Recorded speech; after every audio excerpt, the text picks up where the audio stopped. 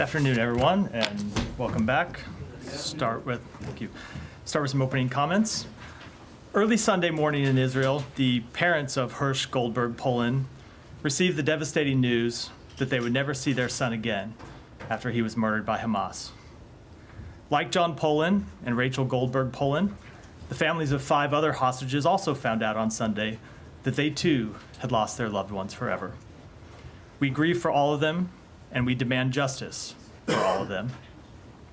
As Secretary Blinken said this weekend, Hirsch Goldberg Polin is an American hero. The Secretary got to know Hirsch's parents over the past 11 months, and like so many Americans who met them or who saw them in one of their many television appearances advocating for the release of their son, he heard from them time and time again what a special human being Hirsch was. Hirsch was a young man known by his family, by his friends for his kindness, for being a gentle soul who loved traveling, who loved music. And of course, he was attending a music festival on October 7th when it was attacked by Hamas, and he witnessed the murder of so many citizens, not just of Israel, but of countries around the world. The world also knows about the courage that Hirsch demonstrated that day, how he took refuge in a shelter with others who were attending the festival. And when Hamas threw grenades into that shelter, he picked up grenade after grenade and threw them back out until eventually one of them blew one of his arms off. Hirsch continued to demonstrate that same courage for the 330 days he spent in Hamas captivity. Tragically, any deal to bring home the hostages will come too late for him. But there are dozens of hostages still remaining in Gaza, still waiting for a deal that will bring them home. It is time to finalize that deal. The people of Israel cannot afford to wait any longer. The Palestinian people, who are also suffering the terrible effects of this war, cannot afford to wait any longer. The world cannot afford to wait any longer. Over the coming days, the United States will continue to engage with our partners in the region to push for a final agreement. During talks last week, we made progress on dealing with the obstacles that remain, but ultimately, finalizing an agreement will require both sides to show flexibility. It will require that both sides look for reasons to get to yes, rather than reasons to say no. In a speech 2 weeks ago, John Polin, the father of Hirsch Goldberg Polin, said, "There's a surplus of agony on all sides of the tragic conflict in the Middle East, and in a competition of pain, there are no winners. That pain, for Israelis, for Palestinians, for the region, has gone on for far too long. It's time to reach a ceasefire that brings the hostages home, that alleviates the suffering of the Palestinian people, and that ultimately brings an end to this war, and that's exactly what we will continue to push to reach." Matt? Thank you, Matt. Welcome back from Thank you. summer. So can I just ask extremely brief, I've got 2. Yeah. Just first, when you say we demand justice for his death and the death of the other hostages, can you be a little bit more specific as to what that means? Sure. Ultimately, we want to see those responsible for his death brought to justice. That can happen one of several ways. It could be brought to justice through the judicial system, either an Israeli judicial system, or, of course, while I can't speak for the American judicial system, obviously the Justice Department does look to bring to hold responsible those accountable for the deaths of American citizens. It could also be by bringing terrorists to justice through other means. It could be through terrorists who die on the battlefield in Gaza, including those responsible for his death. Including though, but not specifically those responsible for his death. Because do you have any hope of finding out who actually was, the individual? I don't know if individuals who were actually responsible for them. I do not know whether we will find out. Yes, I do not know whether we'll find out exactly which individuals were responsible. But ultimately, we hold the Hamas leadership responsible for the death of Hirsch, the death of the other hostages, as we hold them responsible for the deaths on October 7th, as well as, of course, the individual Hamas members who would have been responsible for this particular murder. But not the Palestinian people. No, of course civilians. not. Of course not. Okay, because they are bearing the brunt of what's going on right now. But in your mind, at least, that is not justice. Of course not. Absolutely not. Hostages who were killed. Yeah. Okay. Now on the talks that you mentioned, can you be I know that you won't get into the specifics of the talks, but can you be as detailed as possible about where these talks are, who is involved in them? Is there a State Department component, or have you guys basically just ceded this to the CIA and NSC? So the talks have been held at a number of different levels in a number of different forums. Bill Burns has been the leader in a number of the negotiations. As you know, they've been conducted through intelligence channels. So Bill Burns has been conducting these negotiations with his partners in the Egyptian intelligence service, in the Israeli intelligence service, and of course in the Qatari as well. Secretary has participated in negotiations around them at times, and of course has also participated in trying to bring political will to the negotiations at time in his travels in the region. And of course, our colleagues at the White House have done so as well. It has been a whole of government approach. In terms of where they are, and update, you're right, I'm not going to get into the negotiations, but as I said in my opening statement, we did have constructive talks last week in the region to try and reach agreement on the final gaps. I think, as you heard the Secretary say when he was in the region several weeks ago, Israel had agreed to the bridging proposal, but that's not the end of the road. There are a number of important implementing details that require agreement to implement that bridging proposal, and that's what we're trying to get agreement on now. Okay, but at this point, on September 3rd at 1:30 in the afternoon, 1:31 Eastern time in the afternoon, are there talks going on, and where are those talks happening? I don't believe there are any talks going on today, none that I can speak to on behalf of the State Department, maybe others in the government can speak to, but even when the parties are not in the same room talking back and forth, there's still work that's ongoing. Oftentimes what happens, you've covered negotiations for years, people get in a room and negotiate and then go back to their countries and work on hammering out specifics. And who from the State Department is involved? The Secretary has been involved. No. In the actual nuts and bolts discussions on the ground. Who is Secretary has been involved. Members of the NEA have been, Near East Affairs Bureau have been involved, and members. I'm not going to get into details. And representatives from our embassies, I should say, in Doha, in Cairo, and in Jerusalem, have all been involved at various stages. Last one. And when do you expect this new proposal, which I presume is not that much different than the last bridging proposal, but correct me if I'm wrong, when do you expect that to be presented to the Israelis and to Hamas? I don't want to set a timetable here. Well, it's like something this week, next week? Let me just say, it is saying now. We are working with our partners Egypt and Qatar, who are the other mediators in these negotiations, to try and hammer out agreement on some of these issues that we think or that we hope would get the parties to yes, and we will present it to them as soon as we think we have something that we think can get there, or that we hope will get there. Thank you. Yeah, Mayor. Matt, on that proposal, why do you guys keep calling it final? Does that mean that if this proposal fails, that U.S. is just going to walk away from these talks? So I'm not going to get into any hypotheticals. We don't want a proposal to fail. We want a proposal to go forward, and I'm not going to get into any hypotheticals about. But it's not a hypothetical. You guys are calling it final, which makes everybody think that. Just let me finish. I'm not going to get into any hypotheticals. What would happen if this proposal wasn't going to get accepted? Ultimately, let me just step back and say, often we get questions about our involvement in this and why we're pushing to get a deal. And I made clear at the outset why we think a deal is so urgent, because there are Palestinians who are suffering, innocent Palestinians who have died since the beginning of this conflict and who continue to die through no fault of their own. And of course, there are hostages who are held and their families who are grieving, and every day the conflict goes on, it adds instability to the region. But ultimately, the United States cannot commit to an agreement on this. We are not a party to this conflict. It requires Israel and it requires Hamas to make difficult decisions to reach an agreement.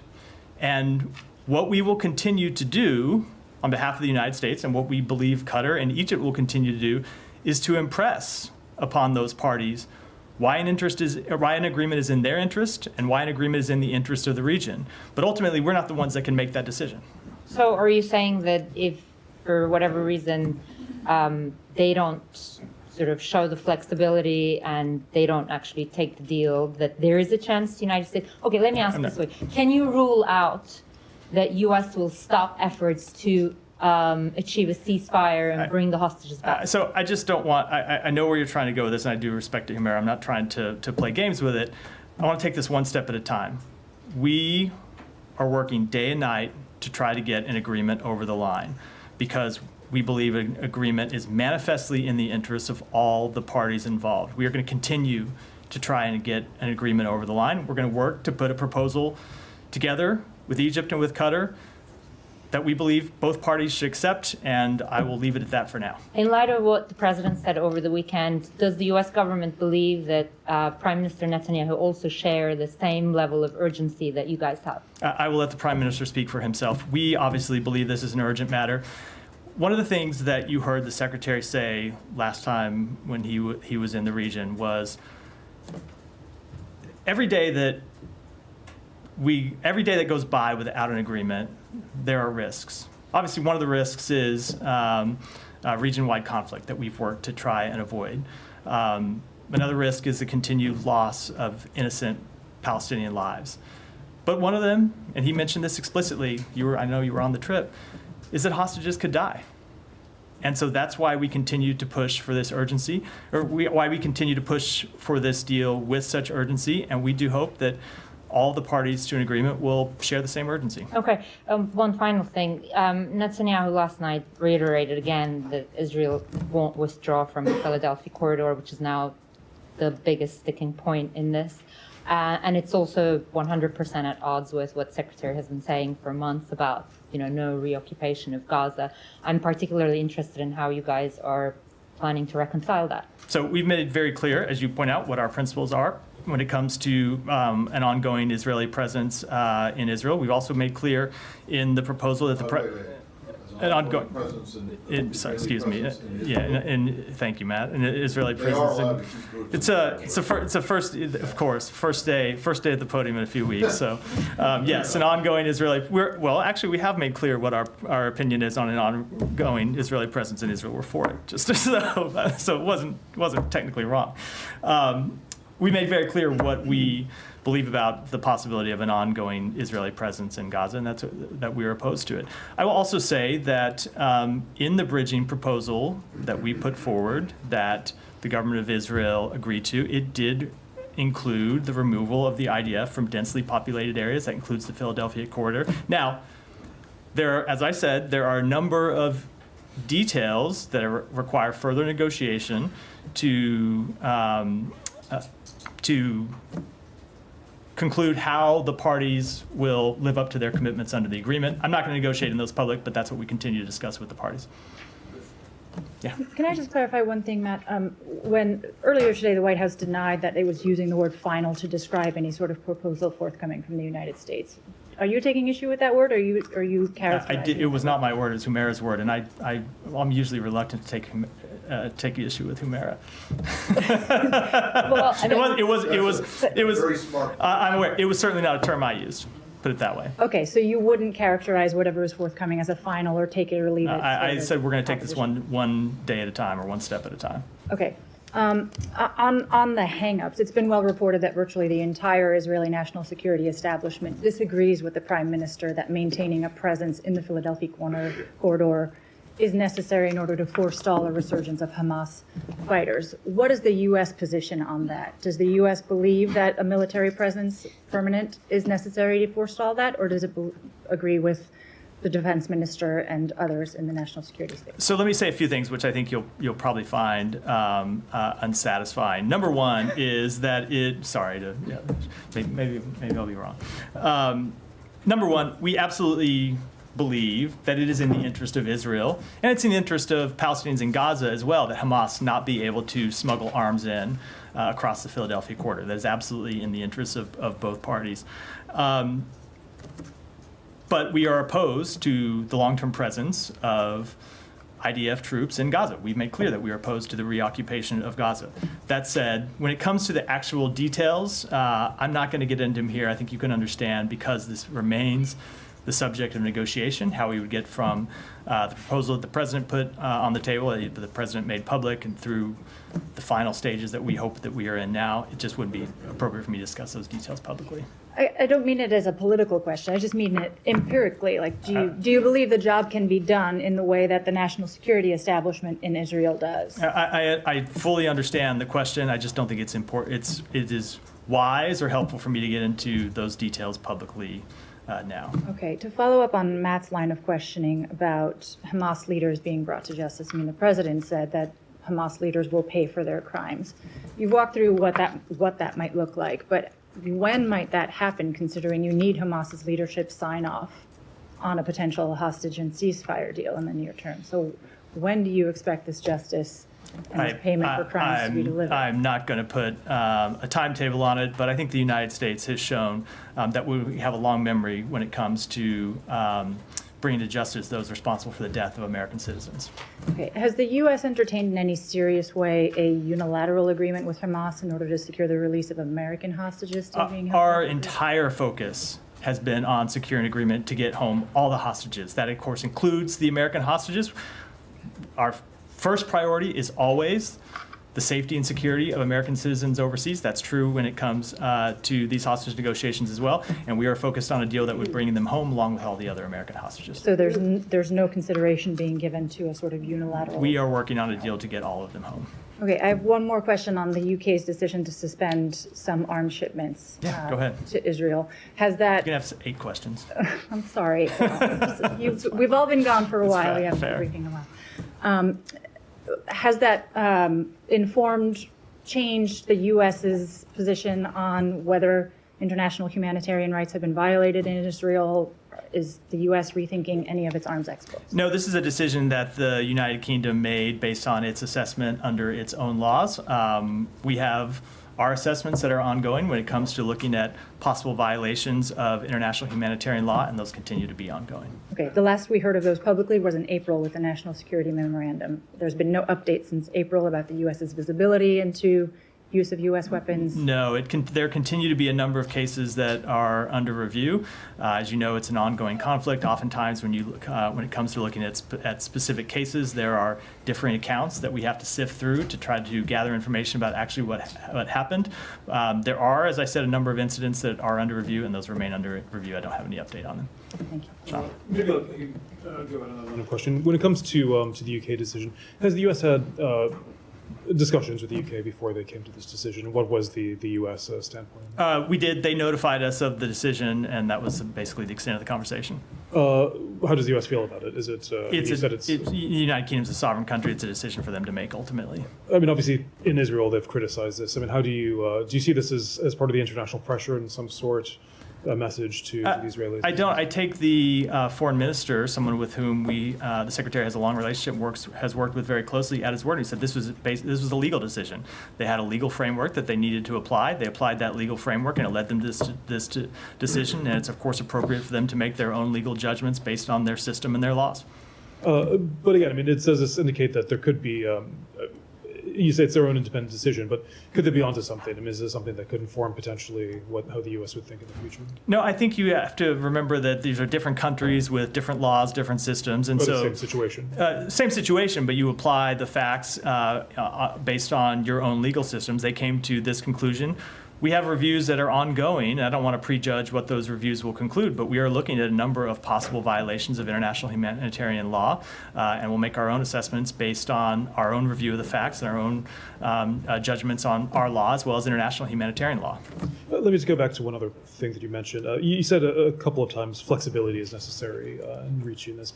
Prime Minister Netanyahu, his remarks, I mean, beyond just the issue of the Philadelphia corridor, but he repeatedly said we're not going to, it's not the time for concessions after what happened, after what Hamas did. I mean, do you think there's flexibility, that there's a willingness to flexibility on both sides? I mean, how did you interpret the Prime Minister? I don't want to get into negotiating in public. We are not calling for Israel in any way, and we have never, throughout these negotiations, called on Israel in any way to compromise its security. We stand by Israel's security. We stand by Israel's right to defend itself. Our commitment to that security is sacrosanct. And we also believe that one of the important steps Israel can take to protect its national security is securing the release of its own citizens, and of course securing the release of American citizens and securing the release of citizens of other countries. And so we're going to continue to push them to get to yes in this agreement, as we know Egypt and Qatar are pushing Hamas to get to yes. Just a final point, but you say not, of course, the U.S. doesn't believe it's compromising Israel's security, but could there be an issue that they might need to compromise sometimes in the logistics of this, whether it's the Philadelphia corridor and other things? Look, anytime when you're in this kind of negotiation, both sides are going to have to make compromises, right? Israel has already made a number of compromises when it comes to getting to where we are now. When you look at where we started at the beginning of these negotiations, they've compromised on a number of issues, as a party always has to do.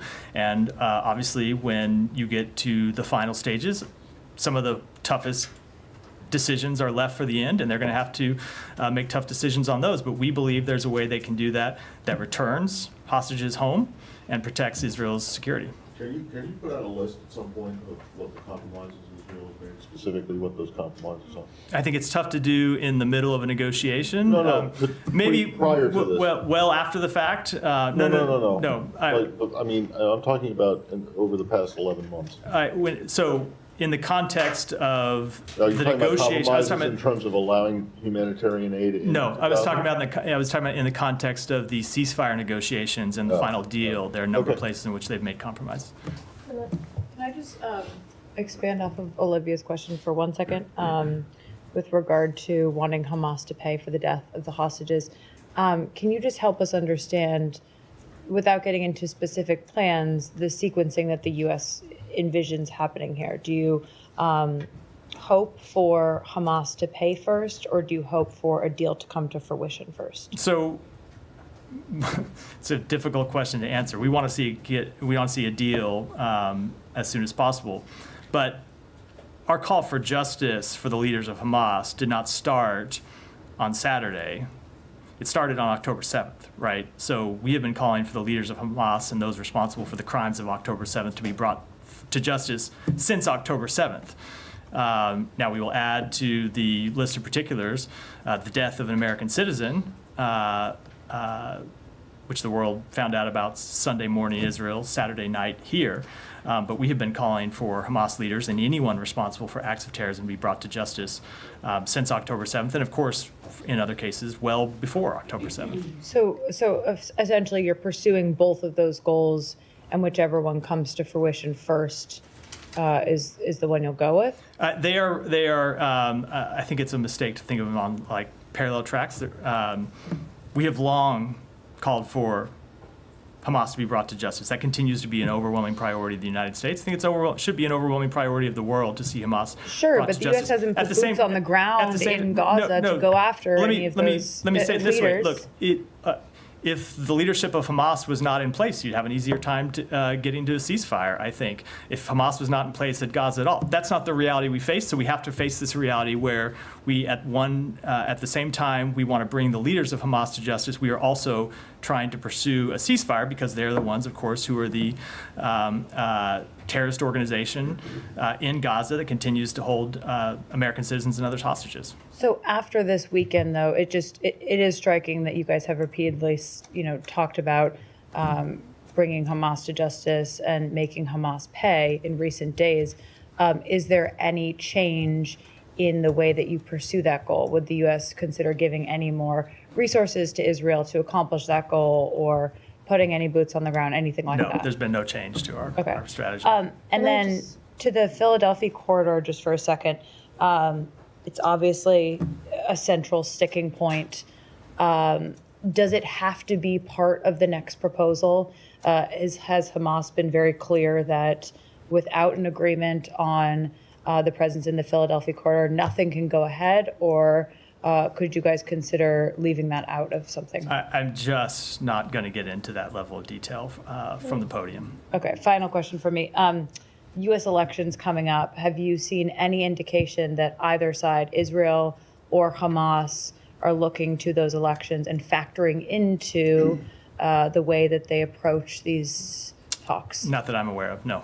Can I follow up on this? And I have a couple of quick questions. When Israel called for justice against Hamas leaders, they actually assassinated Ismail Haniyeh. So when you're calling for justice against Hamas leaders, you're not calling for assassination of the leaders, because that's against U.S. policy. Just want to clarify that. Correct. But I will say U.S. policy, when it comes to U.S. policy, we have long made clear that our first priority when it comes to terrorists is to see terrorists apprehended and brought to the United States to stand trial for their crimes. There are times when the U.S. cannot apprehend a terrorist because where they are on a battlefield, we don't have troops there, we don't have the ability to apprehend them, and so we do pursue other means to bring a terrorist to justice. That's true for Israel, it's true for other countries as well.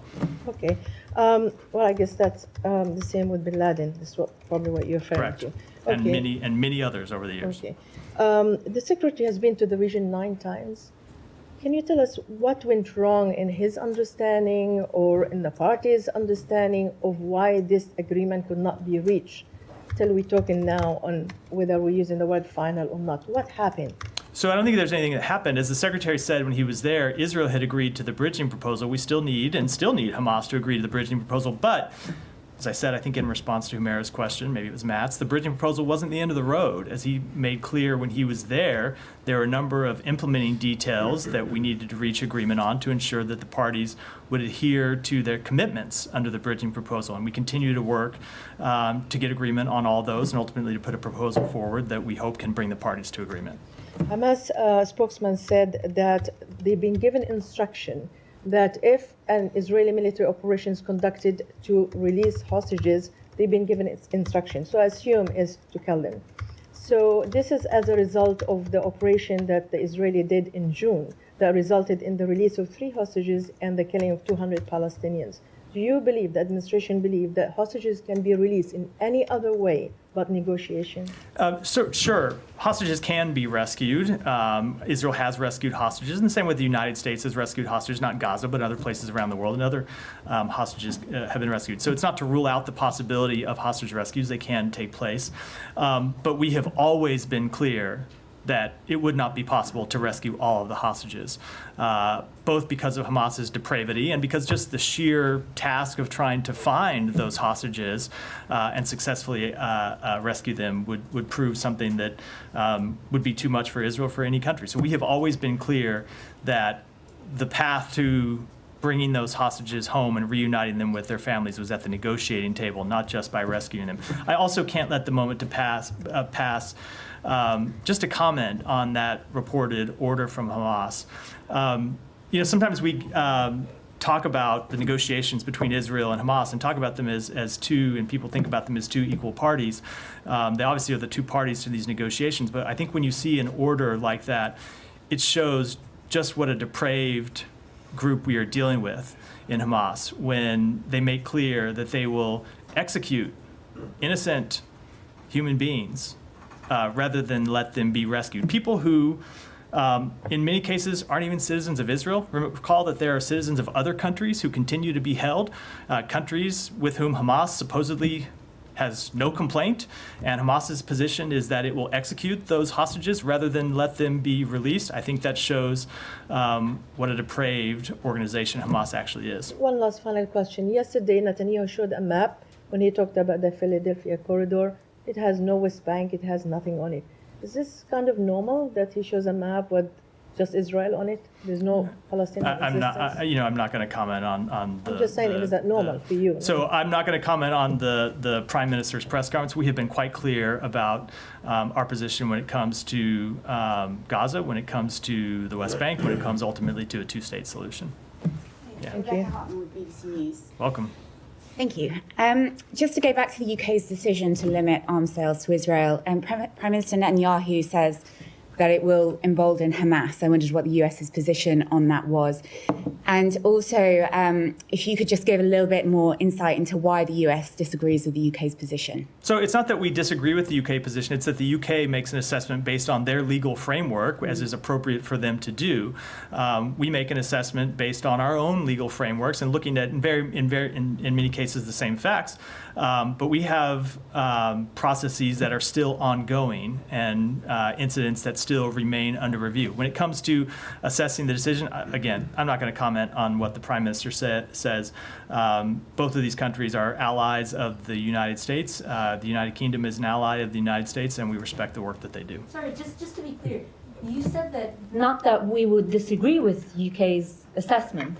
Did I hear that right? So you don't disagree with UK's My point is assessment? they're making an assessment under their law. What I mean is the decision that they made under their law Okay. to suspend arms. That is a decision for them to make based on their assessment Okay. of UK law. I'm not discussing, And- hold on, I'm not discussing the underlying determinations. We have our own reviews that are going. They have to make legal determinations. That's the determination that they made today. We can't speak to that. We can't make an assessment of that. It's a matter that involves UK law, and it's appropriate for them to do, not us. Do you agree with their underlying determination? And like the wording, I can read here. Where is it?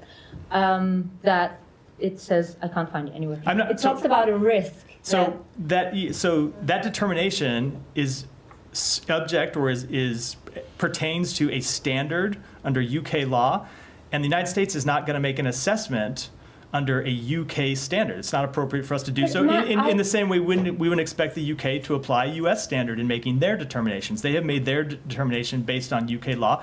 We will make our determinations based on US law. You're trying to, I think, distinguish this, saying like this is our law, this is their law, but effectively the battlefield that you're looking at is the same battlefield, and we're all trying to get at that. We're just trying to wrap our heads around how two countries with pretty similar values, by the way, are looking at the same battlefield and coming with very different conclusions. We are looking at the same battlefield. Have not reached conclusions. I think, number one, it is important to say. We have reviews that are ongoing, and we haven't made any final determinations or any final conclusions yet. Number two, there is a standard in the UK law. I will butcher it if I try to speak to that standard, but there's a standard that relates to the risk, I think it is. But there's a standard in the US. I know, and it is a different standard, and so they make their determinations based on the standard that is written in UK law. We will make our determinations based on the standard based in US law, which I don't think is that hard to understand. No, it's you would not. not expect the United States to apply the law of any other country. That's not what anyone's suggesting, but you have conventional arms policy. The wording there is like, it says the policy aims preventing arms transfers that risk facilitating or otherwise contributing. And then in the memorandum of White And there's House. a further definition of what risk is and how you it define talks about risk. like It's a- more likely than not. Correct. So that language is very much there. Correct. And if you're not And- disagreeing with their underlying assessment, That's not then what I was speaking to. I was speaking to why their are you not legal. I was speaking implementing? to their legal assessment of UK law, not the underlying assessment on whether violations of international humanitarian law have been committed. We are making our own assessments on that underlying question, and we'll do it. And so it's two things here, right? There's a question of whether violations of international humanitarian law have been committed, and then there's a question of whether you suspend arms sales if you find that violation. And there is a standard for when you suspend arms sales in UK law. There's a standard when you suspend arms sales But it's in US law. about the risk No, hold on. and I know safety exactly, and thresholds. there are different standards, and we will look and apply the law based on US code. Okay, based on what you just said, 1 and 2, there is the risk of IHI violations, and then when you take action. Let's talk about the first one. Does the U.S. see the same risk? We have said, so I can't speak to the level of risk. No, that no, we're hold not on. talking about You UK, said, we're hold on, talking about US. just let me answer. When you say the same, I assume you mean the UK. I can't speak to the level of risk that the UK sees. What I can say is when we released the National Security Memorandum Assessment, we said that it's reasonable to assess that there have been violations of international humanitarian law committed. We agree with that. What we are doing is going and looking at specific incidents to make specific judgments on those specific incidents, find if they have been remediated, if there were violations of international humanitarian law in specific incidents, what are the actions that Israel took, if any, and you have to answer those two questions before you can make those determinations under United States law. That's what we're doing. Well, can you give us the timeline when those assessments will be concluded? We will get them Because completed. we've all been asking We about will these get them for months. completed as soon as possible. Sorry. just- Sorry, I don't know, I'm apologizing. You're the one that interrupted. Just a follow up. Was there a discussion between the US and the UK, or when did the UK inform you? They did notify us of the decision in advance. I'm not going to get into the exact timing, but they did notify us of the decision. Yeah, Jan. Thank you, Matt. Two questions on Russia and North Korea. The Russian Deputy Foreign Minister announced a revision to the nuclear doctrine that includes principles for the possible use of nuclear weapons. How would you react to this? Let me take that question and get your response. A second one, North Korean Kim Jong-un said he would fully support Russia's war in Ukraine. What impact do you think this will have on Ukraine armed North Korea? So we've already seen the impact for Ukraine of North Korea supporting that war when it comes to transferring weapons that have shown up on the battlefield, and we will continue to take action to hold Russia accountable for its actions in Ukraine and to hold North Korea accountable for its support for that war. Yeah. Thank you, Matt. If I may change subject to Georgia, I Please. know you discussed the foreign agent law of Georgia. Monday is the deadline for organizations to register under Georgia's foreign agents law, which is often referred to as a Russian law by the public. Do you have any update on that, including U.S. travel bans to certain Georgian officials? So the Georgia government continues to move in a deeply troubling direction, one that moves the country further away from its Euro-Atlantic trajectory, which the Georgian people we know overwhelmingly desire. We are concerned about the enforcement of this legislation for those entities that did not voluntarily register, including critical civic organizations and independent media. As part of our comprehensive review of bilateral cooperation between the United States and Georgia that the Secretary announced, as you know, we have implemented visa restrictions on dozens of Georgian individuals and their family members, including members of the Georgian Dream Party, members of parliament, law enforcement, and private citizens. And we have paused $95 million in assistance that directly benefited the government of Georgia. In response to that second part of your question, that review remains ongoing. I would not rule out further actions.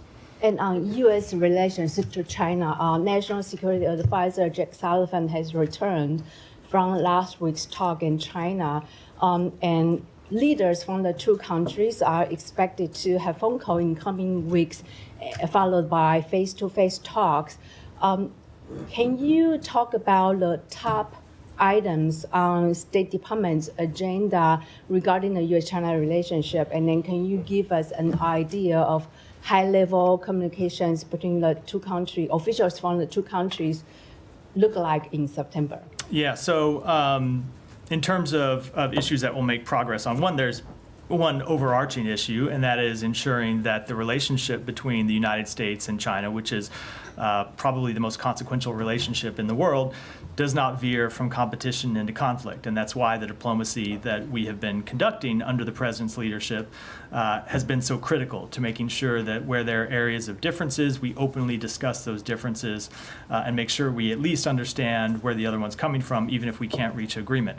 But then there are other areas in which we hope to make progress, and those are the areas in which the President Biden and President Xi agreed to work together at Woodside in November. So cooperation on counter-narcotics, on sustaining military communications, on talks on AI risk and safety, and strengthening people-to-people exchanges. We look to continue to make progress with China on all of those issues.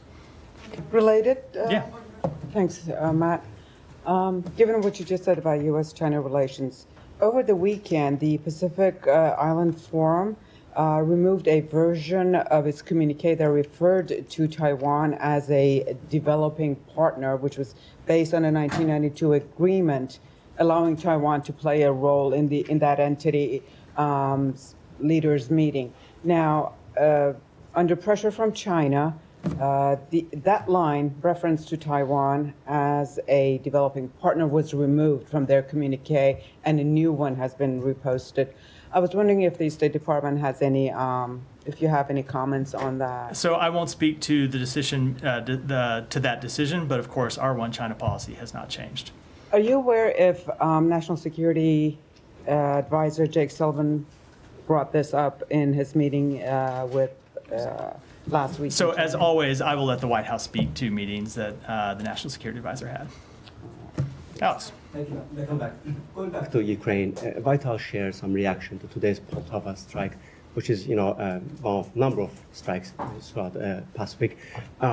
Yesterday, the president told us that he has been clear about the boundaries of U.S. support to Ukraine, what we can do, what we cannot do. Can you please speak to why you can't do what you can't do? So first of all, let me speak to what we have done, Alex, because I think sometimes people get lost, lose that in the debate when it comes to the particular question that is being presented to us at one time. That is the United States that has supported Ukraine from the beginning of this war, that has marshaled an international coalition to supply weapons and ammunition to Russia to repel Russian forces on the battlefield and to hold Russia accountable, and in the same way that we have marshaled an international coalition to impose sanctions and export controls and other measures on Russia. Now, we have adapted our policy over time based on changes in the battlefield. We continue to remain flexible and look at changes in the battlefield and adapt and adjust our policy when necessary, something the Secretary has spoken to, and that's what we'll continue to do. I mean, if you put yourself in Ukrainian shoes, you'll witness that the Russian bombers are better protected than Ukrainian civilians, and they wonder why is it that Russia still has free hand to strike. Russia does not have a free hand. We continue to supply. We continue to supply Ukraine with air defense systems. If you might recall the question that you were asking me a number of times over the summer, why don't you do more to provide Ukraine with air defense systems? And then at the NATO summit, we announced the provision of a number of air defense systems that have been put in place to defend Kyiv and other cities across Ukraine. We continue to supply Ukraine with other equipment that it can use to push back on Russian military assaults, and that'll continue to be our policy. On that line, Matt, there's also concern about the PDA, presidential drawdown authorization, which will I think expire by the end of this month if the Secretary doesn't take further steps to allocate those $6.2 billion for Ukraine. Is the department considering any way to? I'm not going to preview any actions before we take them, but I think one thing that you have consistently seen from this administration is a steady provisioning of lethal equipment to Ukraine throughout this war, and that will continue. But last year you did let $1.75 billion expire. And as I said, I'm not going to. I'm not going to speak to any decision. If you look at the totality of our assistance, the billions of dollars that we have provided in security assistance, including in the time period which you discussed, I think it's pretty hard to question our commitment, Alex. One more from me, if I may. On Mongolia's failing to execute the ICC arrest warrant for Putin, what does it tell about the international rule of order and international criminal justice system? So a few things. Number one, as we've said, we don't believe any country should give Putin a platform to promote his war of aggression against Ukraine. We do expect Mongolia to adhere to its commitment and its support for the principles of the UN Charter, including sovereignty and territorial integrity, and convey that those principles must be upheld around the world. We understand the position that Mongolia is in, sandwiched between two much larger neighbors, but we do think it's important that they continue to support the rule of law around the world. Yeah. Oh yeah, Sean. I mean, were you disappointed they haven't arrested him? As I said, we do very much understand the difficult position that Mongolia is in. It's a much smaller country between two neighbors.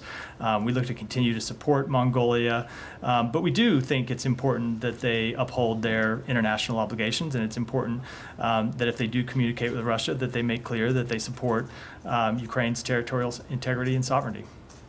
It's not that small. Population-wise, I mean in comparison to Russia and to China. Go ahead. Thank you, Matt. Turkey so far has conducted about more than 1,000 attacks in Iraq and Kurdistan region, and today they killed a shepherd, and also they put the civilians into dangers. So do you have any assessment, any comments on the Turkish military incursion in Kurdistan region of Iraq that puts civilians into danger? So I wasn't aware of that specific incident, so let me take it back and get you comment. Yeah, go ahead, behind. Yes.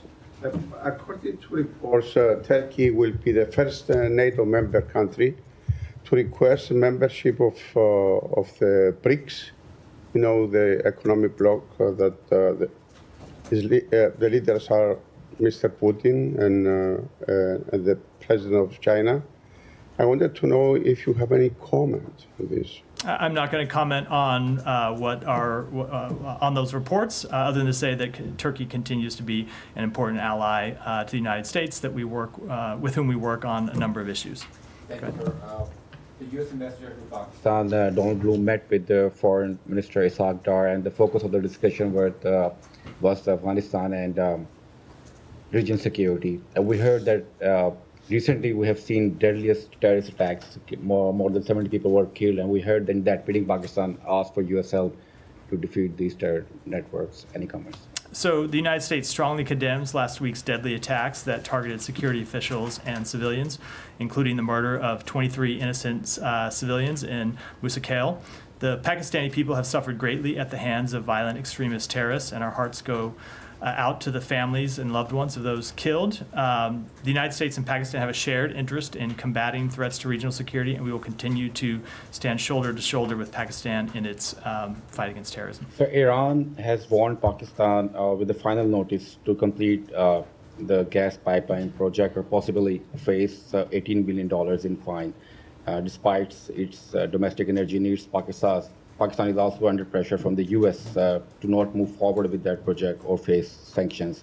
So Pakistan has been seeking a sanctions waiver to finish this project. Any comments on that? So what I'll say is that we will continue to enforce our sanctions against Iran. And as a matter of course, we always advise anyone considering business deals with Iran to be aware of the potential ramifications of those deals. At the same time, helping Pakistan address its energy shortage is a priority for the United States, and we continue to discuss energy security with the government of Pakistan. Yeah. Also on Iran, UN experts are expressing alarm about a sharp rise in executions in Iran. The month of August saw twice as many executions of individuals as occurred in July. Is the U.S. concerned about this trend? Do you have any further comment? We do remain concerned about the number of executions in Iran, and most importantly, how those executions are carried out. And that's the end of a judicial process that can in no way be described as providing fair trials. It can no way be described as independent. It's one of a number of violations of human rights that we see Iran continue to take, and it's why we continue to enforce our sanctions to hold Iran accountable for those actions. Yeah. Can I switch topics to Venezuela? I know that Kirby had some reaction earlier on the arrest warrant for the presidential candidate for Urrutia. I wanted to ask you about that, but I also wanted to ask you about the seizure of President Maduro's airplane in the Dominican Republic. I'm sure that's a Department of Justice issue, but how do you see that in the current context of what's happening in Venezuela? Do you see this as an aspect of pressure at all? How do you expect Maduro to respond to this, and what are you looking for? Yeah. So first, with respect to the first question, so we do condemn the arrest warrant for Edmundo Gonzalez for allegedly inciting violence, and I would note that it's not just the United States that's condemning this arrest warrant. It's countries in the region: Argentina, Costa Rica, Guatemala, Paraguay, Peru, the Dominican Republic, and Uruguay, who have all condemned this unjustified arrest warrant. The arbitrary and politically motivated action demonstrates the extraordinary lengths to which Nicolas Maduro will go to try and maintain power following his attempt to steal the July 28th presidential election. And when it comes to the seizure of the plane, so what I would say is that the United States enforces its sanctions, and we're always going to enforce our sanctions.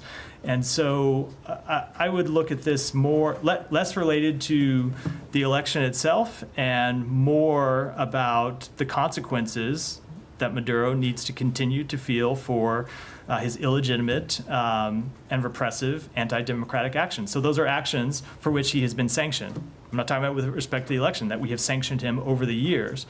So we have imposed sanctions on Maduro and his regime for their anti-democratic actions.